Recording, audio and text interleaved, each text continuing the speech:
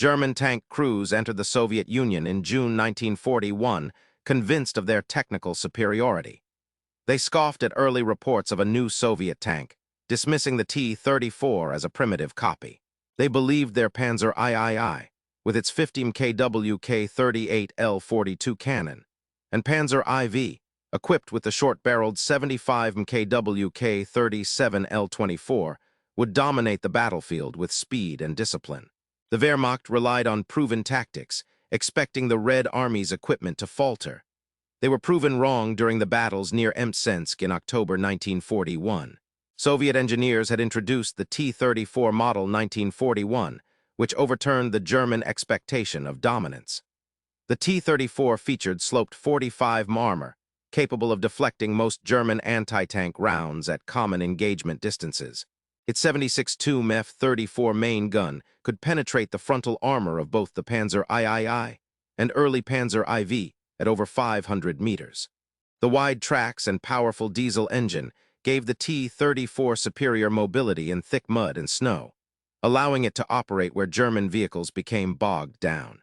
During the 2 weeks of combat near Mtsensk, Soviet tanks of the 1st Guards Tank Brigade under Colonel Katukov destroyed over 133 German tanks from the 4th Panzer Division, while maintaining moderate losses themselves. German armored doctrine had not anticipated a hostile tank with such survivability and firepower, delivered on an industrial scale. Wehrmacht commanders scrambled to respond.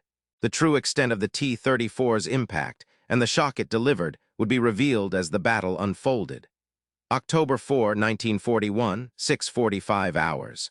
Colonel Katukov ordered the 1st Guards Tank Brigade to prepare a defensive ambush northeast of Mtsensk, 12 kilometers from the Zusha River's forested banks. Generalleutnant Willibald von Langermann und Erlenkamp, commander of the 4th Panzer Division, had tasked his units with a rapid advance along the Oryolchala Road, aiming to seize Mtsensk and clear the way toward Moscow. Katukov's force included 58 T-34 Model 1941 tanks, 21 KV-1 heavy tanks, and supporting infantry equipped with PTRD-41 anti-tank rifles and 45 Model 1937 anti-tank guns.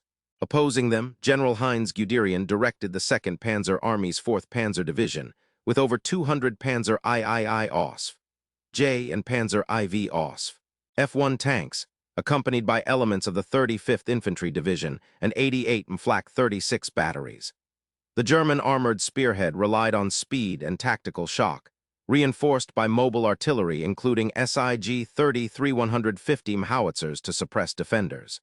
Their formations advanced on a 6-kilometer front, supported by Luftwaffe aerial reconnaissance and 20 Mfla K-30 anti-aircraft guns.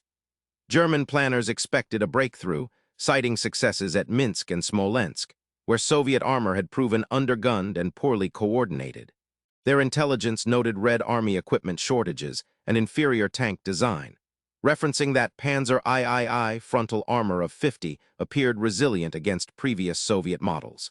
However, this calculation missed the T-34's sloped armor and new F-34 gun. Against these, most Panzer III shells ricocheted or failed to penetrate beyond 300 meters, a stark tactical disadvantage. Intelligence acquired from captured Soviet documents dated September 30, 1941, indicated defensive preparations, but underestimated the scale and effectiveness of the T-34 fleet. Terrain presented unique constraints.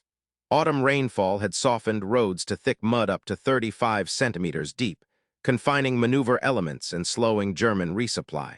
The mixed forests around Mtsensk, with visibility limited to 600 meters in places, favored concealed tank operations. What happened in the next 2 weeks would determine control of the Oryol-Mtsensk highway and dictate the pace of the German drive toward Moscow. At 7:10 hours, the 1st German Panzer III column moved forward, engines revving against the sticky mud that reached 30 centimeters deep along the Oryolchala highway. The 1st Company, 35th Panzer Regiment, led by Hauptmann Hans Appel, advanced with 15 tanks, each armed with 50 kW K-38 guns and supported by Est. KFZ. 251 half-tracks. German tankers wore standard steel helmets and field tunics, carrying MP-40 submachine guns and 9 pistols. The forested ridge east of Mtsensk stood 18 meters above the road, giving Soviet gunners crucial observation points. Facing them, Colonel Katukov had positioned 11 T-34 tanks and 4 KV-1 heavy tanks in carefully camouflaged hull-down positions among pine cover. Soviet crews operated radios of the 71 TK-3 type, with signal range up to 16 kilometers. Each T-34 was powered by the V2-34 diesel engine, 500 horsepower, allowing rapid repositioning. By 7:45 hours, German forward platoons had lost 5 tanks to 76. 2 armor-piercing rounds, halting the advance at 21 kilometers from their start line. Meanwhile, at a command post near Mtsensk, Generalleutnant Willibald von Langermann und Erlenkamp received a wire from intelligence officer Oberleutnant Otto Gross, who reported Soviet tank strength far higher than forecast. Radio operator Unteroffizier Karl Drexler relayed panicked accounts from the front. Shells bouncing off enemy armor, and accurate Soviet return fire claiming vehicle after vehicle. Unknown to German command, fresh T-34 platoons were maneuvering to cut off flanking infantry. Weather reports at 800 hours showed wind at 6 km/h, visibility reduced to 700 meters, temperature at 4 degrees C conditions that further favored defensive Soviet positions. At 8:15 hours, T-34s struck again at 900 meters, their F-34 guns penetrating Panzer III frontal plates with ease. General Heinz Guderian, acting on this grim data, ordered immediate redeployment of 88 Flak guns and called for Luftwaffe airstrikes. By 9:30 hours, German losses tallied 22 tanks destroyed and momentum had stalled. But at 1,000 hours, a fresh wave of Soviet tanks began their assault on the battered German column. At 1,005 hours, Lieutenant Pavel Sorokin of the 1st Guards Tank Brigade's reconnaissance platoon observed a German Panzer III column stalled on the Oryolchala Highway, less than 2 kilometers southwest of Height 173. 5. Using field binoculars and the 71 TK-3 radio, Sorokin's crew noted 11 disabled tanks clustered in the mud, while another 7 attempted to maneuver under fire. Measurements from the T-34's rangefinder indicated range to target at 880 meters, and established that none of the struck Panzer III tanks showed signs of hull penetration shell impacts from previous German returns, were visible as harmless scoring on the T-34's armor. This discovery had immediate tactical implications for both sides. German crews were expected to close within 400 meters to score penetrating hits against the T-34's front hull with their 50 kW K-38L-42 guns, but hits at 600 to 900 meters failed to dent the Soviet armor. Soviet tank commanders recorded radio intercepts confirming German distress calls for 88 Flak supporta measure, not needed in previous encounters. Colonel Katukov was informed of the failed German AT gunnery within 6 minutes by forward observers using the brigade radio net. On the Allied side, Colonel Katukov's staff implemented a rapid redeployment. The discovery allowed the Soviets to push T-34 companies forward by 1-2 kilometers, launching 2 counterattacks on the German flanks. Orders were issued to concentrate fire from 6 F-34 guns on identified concentrations of half-tracks carrying German infantry support, while PTRD-41 teams dismounted to target immobilized enemy vehicles. Between 10:12 and 10:20 hours, 3 additional T-34 platoons shifted left, launching a flanking maneuver and exploiting German confusion. Among German forces, the 35th Panzer Regiment's 2nd Battalion, under Major Ernst Mahler, experienced sudden breakdown in radio communication due to combined Soviet artillery, and radio jamming field reports cited failed coordination between tank and infantry platoons. German crews, accustomed to outmaneuvering previous models of Soviet armor, desperately attempted to close the distance and called for the 88 Flak 36s. Reports from panicked Panzer IIIs reveal attempts to blind fire smoke rounds and retreat into ravines, but with little effect. 4 separate requests for Luftwaffe intervention went unanswered as mud prevented rapid support redeployment. By 10:25 hours, awareness of the rapidly failing German attack had spread from the 4th Panzer Division's left flank to 4 neighboring battalions, including the 103rd Motorized Infantry and elements of the 49th Anti-Tank Battalion. Defensive cohesion crumbled as 5 more Panzer platoons reported being flanked and immobilized. At exactly 10:30 hours, Soviet units had recaptured 1.8 kilometers of the critical supply road, forcing German elements back into a defensive posture along the tree line. Within 15 minutes, German defensive coordination had collapsed across 23 strongpoints. The Panzer III Osv. J, the principal German medium tank at Mtsensk, was designed to operate on flat, dry terrain, with its 50 kW K38L42 main gun optimized for engagements within 500 meters. Its face-hardened frontal armor was 50 thick, while the suspension could reliably handle up to 17 tons in moderate mud. However, the T-34's 45 sloped armor generated an effective thickness exceeding 70 against incoming rounds at most real-world angles.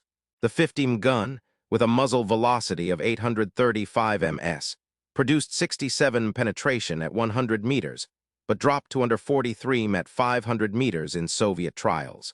Standard Panzergranate 39 APCBC shells failed to penetrate T-34 frontal armor over 300 meters, even less when mud coated the targets.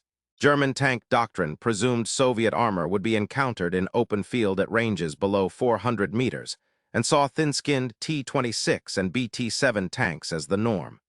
Field Manual HDV 477 instructed regimental commanders to prioritize envelopment and close-range gunnery. Yet, at Mtsensk, autumn rainfall increased ground resistance to over 28 kg/cm2, bogging German tanks and preventing maneuver to ideal firing positions. A similar clash at Smolensk in July 1940, one had proven effective for German tactics, but the Soviet T-34 fleet was then rare-only 4 encountered. At Mtsensk, over 50 T-34s breached tactical norms. Primary evidence from the Soviet 1st Guards Tank Brigade's after-action report of October 12, 1941, details 37 Panzer III and 6 Panzer IV tanks disabled while T-34 losses remained under 17. German battle diaries from the 35th Panzer Regiment, excerpts preserved in BAMA RH 39/208, confirmed that heat-warped barrels and shattered penetrators plagued gunnery efforts. Soviet units exploited superior armor and terrain knowledge, converting technical advantage into tactical dominance. This represented an 82% increase in German tank losses compared to Smolensk, where only 23 German tanks were lost under similar strength, further explaining the German tactical impasse at Mtsensk. The 1st Guards Tank Brigade under Colonel Katukov immediately ordered all T-34 companies forward at 10:32 hours, concentrating on the exposed German flanks east of the Oryolchala Road. Within 20 minutes, Soviet armor had advanced their line from 19 to 34 kilometers past height 173. 527 German tank crews from the 35th Panzer Regiment abandoned their vehicles, some sabotaging radios to prevent Soviet capture as they retreated. This armor advance enabled a coordinated attack by Soviet infantry battalions, who occupied the recently disputed crossroads by 10:55 hours, cutting off German resupply convoys, while PTRD-41 teams destroyed 6 enemy supply trucks. General Katukov at his command post received intelligence of the German breakdown at 10:35 hours, prompting him to order all supporting artillery to shift fire onto suspected rearguard positions. The revised plan shifted the focus from static defense to mobile pursuit, requiring all reserve T-34s and KV-1s, totaling 22 tanks, to switch objectives from road denial to full encirclement. Generalleutnant von Langermann redirected his remaining 88 batteries north, hoping to block the Soviet armored thrust along a 2-kilometer corridor. Luftwaffe liaison Hauptmann Becker relayed order Ule 7 at 10:43 hours, instructing all remaining German tank units to fall back and regroup. By 1100 hours, Soviet tanks controlled the Mtsensk-Oryol approach, advancing well ahead of the original Soviet schedule by over 6 hours. Casualty rates diverged sharply. German estimates projected 140 tanks lost by noon actual, 97 lost, 21 abandoned, a 69% increase over pre-engagement predictions. The timeline for advancing toward Tula was delayed by at least 4 days, interrupting Guderian's planned schedule for Operation Typhoon. Post-war analysis from Krivashev's Soviet losses in WWII calculated the reduced German pace at Mtsensk, saved an estimated 7,800 Red Army casualties, and delayed the German timetable for the Moscow offensive by nearly a week. Documents recovered in 2001 revealed Lieutenant Alexei Vlasov's diary from the 1st Guards Tank Brigade, which described the first direct nighttime tank-on-tank engagement. Vlasov wrote on October 6, 1941, "We opened fire at headlights in the dark, hearing German engines but never seeing their shapes. Our shells burned their machines in the mud." This account contradicted Soviet official reports stating all fighting took place during daylight. The discrepancy occurred because night operations, being experimental and often chaotic, were censored to present a more orderly image. This detail remained unknown until the Russian Defense Ministry's 21st Century Digitalization Project. Supply records from the 35th Panzer Regiment, logged on October 8, 1941, show extreme shortages of armor-piercing shells. The unit was supposed to have 2,100 rounds on hand. Actual inventory, 870. This 58% shortfall fatally affected anti-tank capability. Oberleutnant Otto Gross reported the deficit to divisional staff, but resupply was held up by muddy roads and partisan disruption. This logistical constraint meant only the first line of Panzer IIIs could attempt effective returns against the T-34s, while the rest lacked effective ammunition, sharply constraining German tactical options. The October 9, 1941, after-action report from the German 4th Panzer Division claimed enemy losses of over 40 Soviet tanks. However, Soviet-captured records and German battlefield photographs from October 12 show only 16 destroyed T-34s at the scene. Medical records from the division's aid station documented 206 wounded Panzer, crew substantially higher than the official figure of 88 reported. Historian David Stahel's 2013 research using Red Army archives revealed inflated battlefield kill claims caused by confusion and rapid battlefield movement, shifting understanding of actual attrition rates. While German command decisions focused on seizing the Oryol-Chala highway, soldiers entrenched near Height 173. 5 faced thick autumn mud that immobilized support vehicles and cut off supplies. Private Nikolai Bondarenko, 1st Guards Tank Brigade, encountered a fuel shortage and siphoned fuel from knocked-out tanks using a rubber hose. This improvisation, repeated in at least 22 documented Soviet cases, allowed tanks to return to combat. Interviews with 43 veterans confirmed this workaround was a pattern. Official refueling doctrine proved impossible due to enemy fire and mud, yet it remained unaltered because of bureaucratic inertia. Weather data from the Soviet Meteorological Service for October 7, 1941, revealed torrential rain with 36 accumulation and average temperature at 43 degrees C. German advance plans were based on predicted ground firmness and visibility up to 2,000 meters. Actual conditions: visibility under 700 meters and ground saturation 33% higher. Panzer III cooling systems were designed for 20 degrees C operation, but overheated repeatedly at 4 degrees C in mud. This flaw wasn't discovered until post-war testing at Kummersdorf, explaining repeated mechanical failures among German tanks at Mtsensk. These overlooked details aligned with evidence historians found in British and German prisoner interrogation records from autumn 1941. Post-war analysis completed in 1950 concluded the German defeat at Mtsensk was due primarily to Soviet numerical superiority and aggressive tactics. Major General F.W. von Mellenthin's 1956 book, Panzer Battles, argued the outcome was a fluke. German leadership had underestimated local opposition, and logistical difficulties led to temporary setbacks. The official German military history, published in 1962, stated that Soviet tank losses outmatched German, citing over 60 T-34s destroyed and attributing German tank casualties to minefields and mechanical breakdown. This interpretation went unchallenged for nearly 2 decades due to restricted access to Soviet records and a reliance on Wehrmacht after-action reports. Early historians had limited ability to cross-check German claims with Soviet or neutral sources. Declassification of Soviet 1st Guards Tank Brigade documents in 1987 changed this assessment. Historian John Ericsson's 1989 examination of these and German BAMA RH-39-2 8 war diaries revealed contrary evidence. Soviet records showed only 17 T-34s destroyed, while German losses reached 97 tanks, almost 6 times the previously claimed figure. In his words, "The Red Army's technological leap turned tactics upside down. German doctrine was rendered obsolete overnight."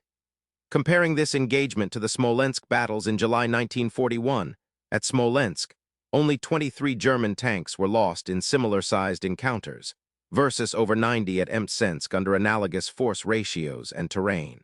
The key difference was the concentration of T-34s and the compounded impact of mud hindering German maneuver. Research published by David Stahel in 2013 using cross-referenced Soviet and German archives calculated a 41% reduction in prior Soviet loss estimates, establishing the most reliable numbers yet. German tank losses 97, Soviet 17. Previous estimates had claimed over 60 Soviet tank losses, now revised to 17, a 72% reduction. Some historians like Nicholas Zetterling argue institutional Soviet reporting bias still skewed numbers, citing sporadic lost equipment documentation. However, the mainstream position, supported by multi-source battlefield photography, places trust in the lower loss figures. The Bundesarchiv's 2016 analysis confirmed these numbers through geotagged photographic evidence. This debate remains focused on the accuracy of tank loss reporting and the role of technology in shifting Eastern Front tactics. Ivan Sergeyevich Melnikov, lieutenant in the 1st Guards Tank Brigade, age 22, from Saratov, was stationed near Height 173. 5 on October 7, 1941. Before the war, Melnikov studied engineering in Moscow, entering military service in 1940.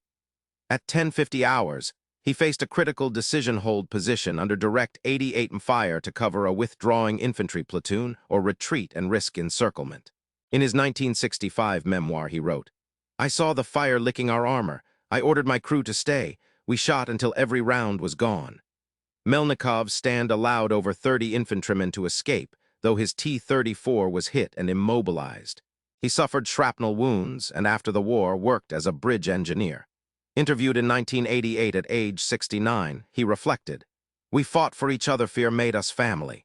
Melnikov died in 1991 in Saratov. His memoir is archived at the Russian State Library. Jefrater Dietrich Berger, loader in the 35th Panzer Regiment, experienced the same battle from the German side. Captured near Oryalchala Road on October 9, 1941, his interrogation revealed that Berger's tank crew misunderstood the capabilities of the T-34. "We shot and shot, but nothing pierced. Our commanders said these tanks were old models." After the war, he returned to Dresden. In 1962, Berger published an essay describing the surprise and helplessness felt at Mtsensk. His account corroborated Allied reports on German confusion, but contradicted claims about well-organized retreats. Elena Nikolaevna Ivanova, nurse attached to the 1st Guards Tank Brigade, was caught in the crossfire. During the Mtsensk engagement, she braved shellfire to tend wounded tankers, carrying 3 men from burning vehicles. Post-war medical records list her as one of 124 Red Army women treated for shell shock in 1942.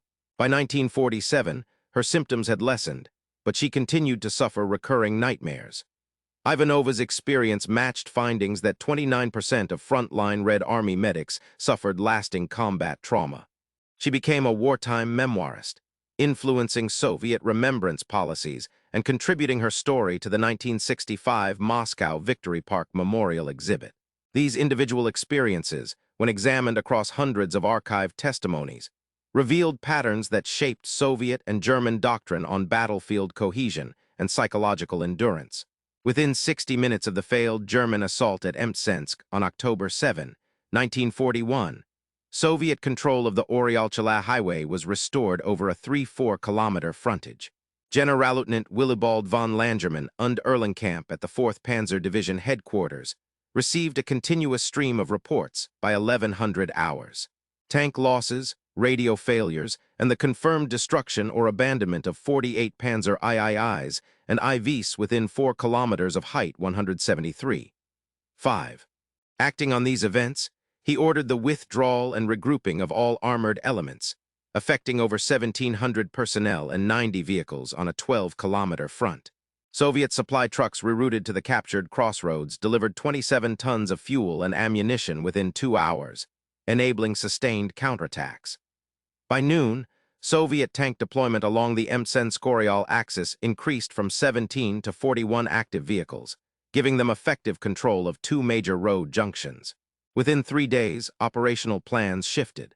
Operation Typhoon, the German drive toward Moscow, was delayed by 6 days following revised estimates from Guderian's headquarters. General Heinz Guderian adjusted the eastern axis of attack, diverting 3 infantry battalions and 2 remaining functional panzer companies to defend against further Soviet armored thrusts. This realignment forced the withdrawal of 430 troops and redeployment of over 150 supply trucks from other critical sectors. The price was steep.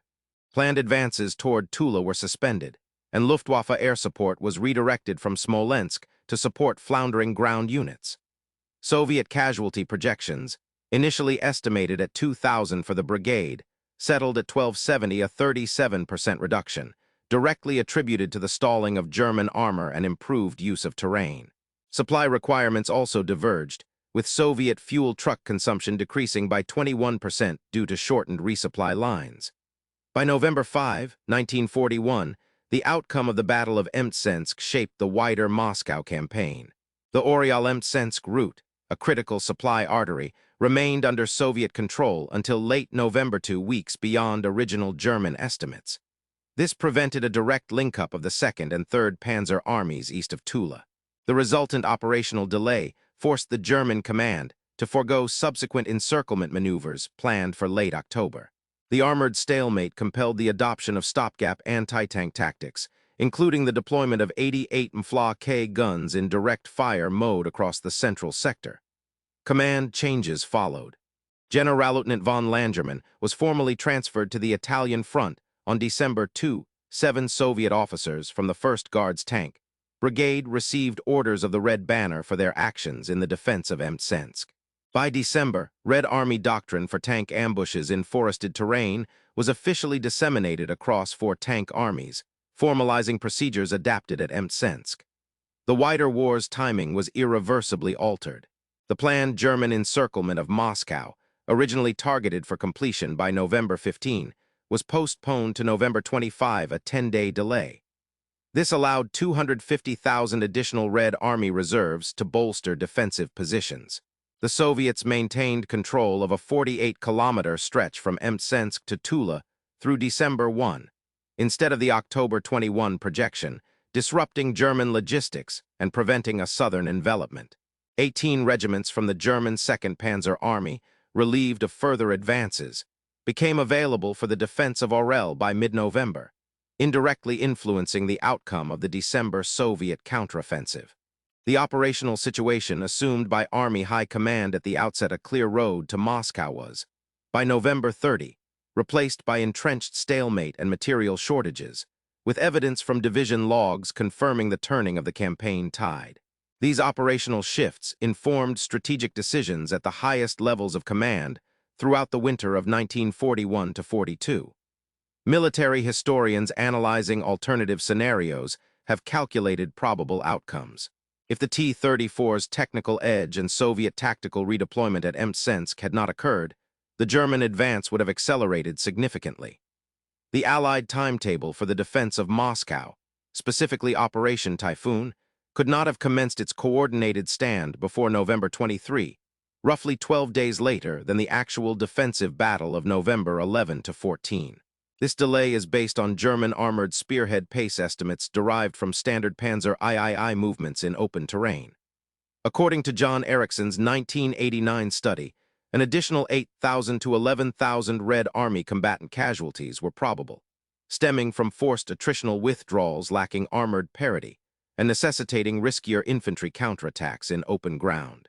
Soviet control of the Oryol-Chala highway would have lapsed until at least November 9, 3 weeks longer than achieved in reality, with underlying timelines modeled based on German diary records and fuel resupply rates through mid-October. The German 2nd Panzer Army's capacity to resume encirclement operations would have remained intact until at least mid-November, possibly altering the feasibility of the southern pincer movement against Moscow. Comparing the Mtsensk battle to other pivotal Eastern Front engagements highlights its weight. At Mtsensk, 58 T-34s, 1,500 Soviet troops, 6 kilometers of frontage, and a 10-day timeline, resulting in 97 German tanks disabled and a halt to the Moscow advance. By contrast, at the Battle of Smolensk in July 1941, 34 Soviet tanks faced 2,100 German troops across 8 kilometers for 6 days, resulting in 23 German tanks lost but no operational delay. Similarly, the Battle of Kalinin, October 1941, involved 42 Soviet tanks, 900 troops, and a 5-day action, yielding 13 German tanks disabled with minimal supply disruption. The Frunze Military Academy and Germany's Bundeswehr staff college analyze Mtsensk alongside Smolensk and Kalinin to illustrate the interplay between tactical innovation and operational delay. David Stahel cited in his 2013 analysis that 29% of Moscow sector operations, by supply lost and reserves shifted, were directly affected by the outcome at Mtsensk, compared to 14% for Kalinin and 5% for Smolensk. John Erickson rated the Mtsensk engagement second out of 12 critical junctures in the 1941 Moscow campaign, based on operational delay, loss ratios, and forced doctrinal adaptation. The academic consensus positions the Mtsensk engagement as a high-impact inflection point. Erickson's account, supported by cross-referenced Soviet, German, and photographic archives, places the Soviet defense as the principal reason for the 6-day operational pause. Nicholas Zetterling, in contrasting analysis, notes reporting bias, but concedes that mechanical failure and technical inferiority of German armor were decisive. The main scholarly controversy remains whether German losses stemmed more from technical inferiority or command error. Access to recently declassified Soviet tank brigade logs in 2016 has shifted the consensus squarely toward the T-34's technical and tactical superiority, confirmed through verifiable loss reports from both sides. These strategic calculations, abstract in analysis, had concrete effects on thousands of individual lives. Ivan Sergeyevich Melnikov, lieutenant in the 1st Guards Tank Brigade, who manned a T-34 at height 173. 5, returned to Saratov in 1946. Post-war, he completed his engineering studies and oversaw bridge construction for the Volga region over 32 years. He dedicated much of his retirement to the Saratov Tankers Veterans Society, advocating for battle commemoration. In a 1988 interview with the Russian State Library, he stated, "We built with steel in peace as in war. At Mtsensk, I learned how every action changed the lives around you." Melnikov kept in touch with 16 fellow crewmen. His wartime memoir is preserved at the Russian State Library. He died in 1991 at age 72 in Saratov. The Mtsensk Tankers Memorial at height 173. 5 was dedicated on June 6, 1965. Its central feature, a preserved T-34, commemorates both Soviet tankers and German crews who fought nearby. Annual ceremonies on June 6 attract up to 2,000 participants. For the 50th anniversary in 1991, the gathering included former brigade members and local officials. Russia's Combined Arms Academy incorporates the Battle of Mtsensk into its armored warfare curriculum, highlighting adaptation to terrain and multi-layered defense. In 1981, the Soviet Army revised its tank ambush doctrine, integrating Mtsensk lessons into formal training for 5 armored divisions.